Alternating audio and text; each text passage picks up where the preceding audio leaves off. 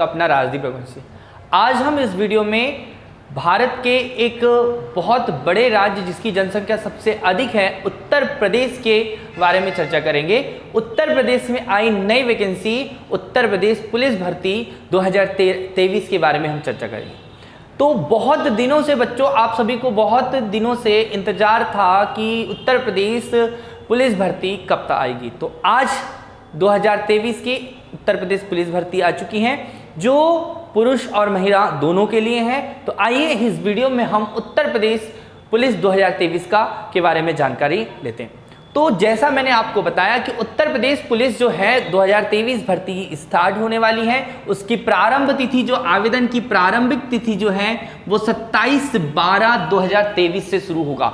कब से शुरू होगा? 27/12/2023 से शुरू होगा और इसकी अंतिम तिथि जो है वो 16 जनवरी 2024 है। अंतिम तिथि 16 जनवरी 2024। अगर कोई त्रुटि हो जाती है, उसमें संशोधन करना होता है, तो वहां आपको 18 जनवरी 2024 तक के करवा लेना होगा। इसमें आवेदन शुल्क जो है वो 400 रुपये बताई गई है, ठीक है। और सबसे इंपॉर्टेंट है शैक्षणिक योग्यता।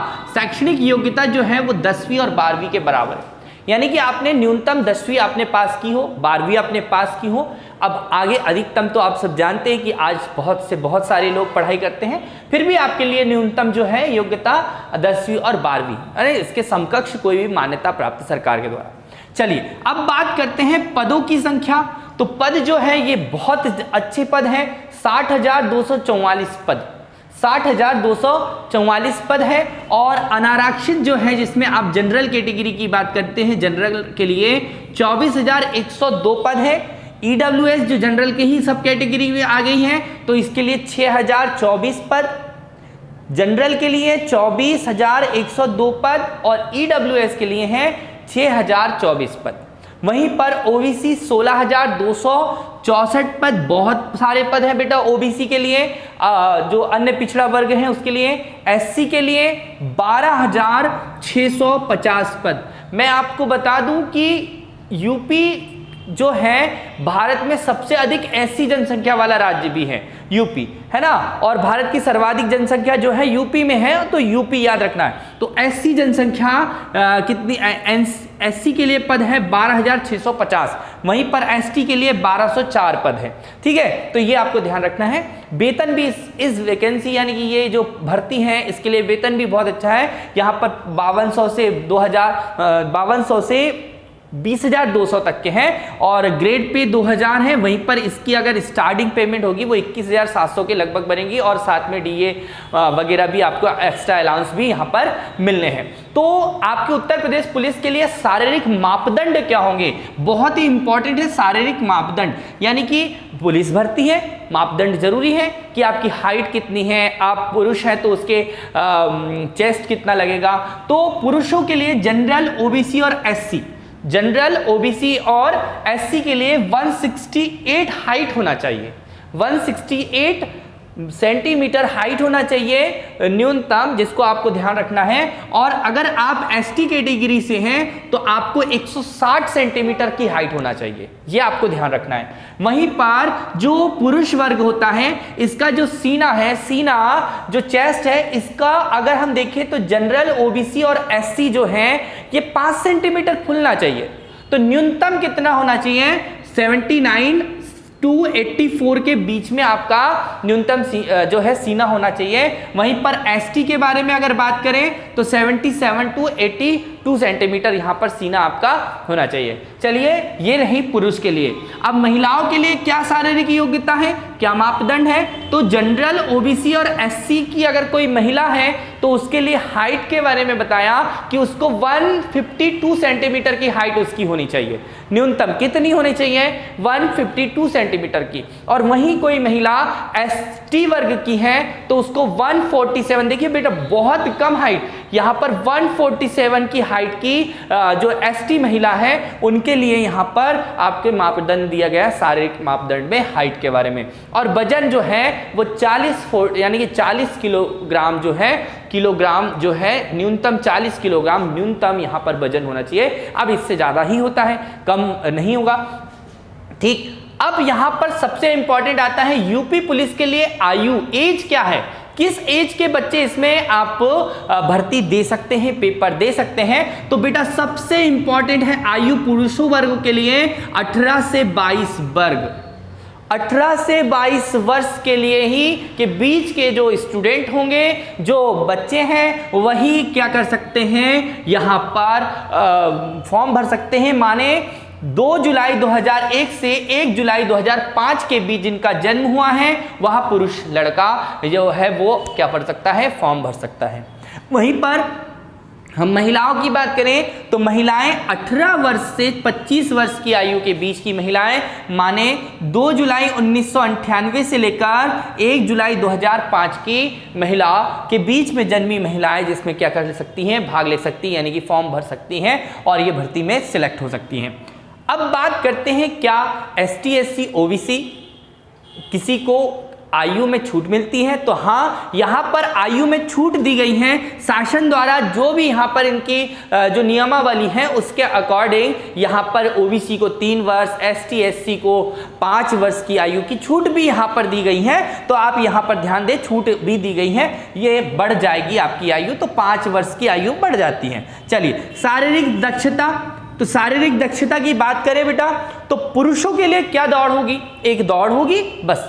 क्या होगा कि 4.8 किलोमीटर की दूरी तय करनी है 25 मिनट में। कितने मिनट में? 25 मिनट में किसी पुरुष को, यानी कि पुलिस भर्ती में, सेना में भर्ती होने वाला एक जो पुरुष है उसको 5 किलोमीटर के लगभग दौड़ना है, यानी कि 4.8 किलोमीटर और 25 मिनट में ये तय करना है। वहीं पर महिलाओं के लिए 2.4 किलोमीटर है, बिल्कुल हाफ कर दिया है, लेकिन समय को हाफ ना करके 14 मिनट दिया गया है।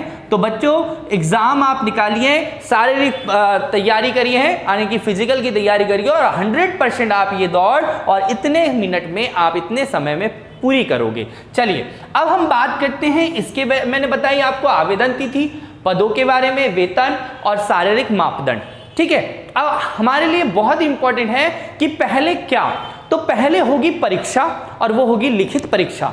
ठीक है, और लिखित परीक्षा जो होगी ये OMR सीट पर आधारित होगी और आपके 150 प्रश्नों को 2 घंटे में आपको हल करना होगा और प्रत्येक प्रश्न जो होंगे वो 2 नंबर के होंगे। तो बहुत इंपॉर्टेंट है, आपको ध्यान रखना है लिखित परीक्षा। लिखित परीक्षा जो होगी बेटा वो 300 अंकों की होगी, माने 150 में 2 का गुना करेंगे 300 अंकों की होगी। ठीक है, यहां पर नकारात्मक, यानी कि ये कह सकते हैं कि नेगेटिव मार्केटिंग है, ऋणात्मक यहां पर आपके जो है अंक दिए जाएंगे 0.5। अगर कोई आपसे प्रश्न गलत होता है तो 0.5 के आधार पर आपको उसकी जो है ऋणात्मक अंक दिए जाएंगे, नेगेटिव मार्किंग यहां पर की जाएगी। आपकी परीक्षा की अवधि जो होगी वो 2 घंटे की होगी, ये भी आपको ध्यान रखना है। अब बात करते हैं कि परीक्षा में आने वाले सिलेबस की, यानी कि परीक्षा, लिखित परीक्षा के पाठ्यक्रम की। तो लिखित परीक्षा के पाठ्यक्रम में बहुत सिंपल 4 सब्जेक्ट बहुत इंपॉर्टेंट है वो आ रहे हैं, जिसमें बहुत सारे सब्जेक्ट आपको पढ़ना है। जैसे पहला है सामान्य ज्ञान। सामान्य ज्ञान की अगर अंतर्गत हम बात करें तो सामान्य ज्ञान में आपको भारतीय इतिहास, भारतीय भूगोल, यानी कि भारत का भूगोल, भारत का संविधान, भारत की अर्थव्यवस्था, विश्व का भूगोल, ठीक है। उसके बाद आपको विज्ञान, पर्यावरण, उसके साथ में उत्तर प्रदेश का जीके। देखिए आप स्पेशल यूपी के स्पेशल पुलिस बनने वाले हो, तो आरक्षक बनने वाले हो, तो आपको याद रखना पड़ेगा कि यूपी का जीके तो आना ही है, यूपी की ज्योग्राफी आना है, यूपी की हिस्ट्री आना है, यूपी की कला संस्कृति आना है। यहाँ पर कला संस्कृति बहुत इंपॉर्टेंट है, पूछी ही जाती है, कल्चर यहाँ से पूछा जाता है यूपी का जीके। और इंपॉर्टेंट है राष्ट्रीय अंतर्राष्ट्रीय घटनाएं, मतलब करेंट अफेयर से संबंधित घटनाएं, खेलकूद से संबंधित घटनाएं को यहाँ पर आपको समसामयिक घटनाओं के बारे में भी आपको पढ़ना होगा। साथ में आता है मिसलेनियस, यानी कि विभिन्न प्रकार के विविध है। जैसे आप बच्चे तैयारी कर रहे हैं तो आपको पता भी है कि विविध आपको क्या पढ़ना है, जिसमें हमको कला संस्कृति, बड़ा छोटा सब कुछ यहाँ पर पढ़ना पड़ता है। साथ में हिंदी एक बहुत इंपॉर्टेंट सब्जेक्ट है और सामान्य हिंदी यहाँ पर पूछी जाएगी, ठीक है। रस, छंद, अलंकार, वर्तनी, पर्यायवाची, विलोम, सभी प्रकार के अनेकार्थी शब्द है ना, समानार्थी शब्द, पर्यायवाची, ये सब कुछ जो है वो आपकी सामान्य हिंदी के अंतर्गत माफ कीजिएगा, पूछी जाएगी। ठीक है, अब बात आती है गणित की, यानी कि मैथ्स, संख्यात्मक एवं मानसिक योग्यता, और साथ में आती है मानसिक अभिरुचि, बुद्धिमत्ता और तार्किक। यानी कि आपको आना है अगला सब्जेक्ट गणित, और उसके बाद में है रीजनिंग। तो आपको यहाँ पर बहुत महत्वपूर्ण सब्जेक्ट एक सामान्य जीके, यानी कि जीके पढ़ना है।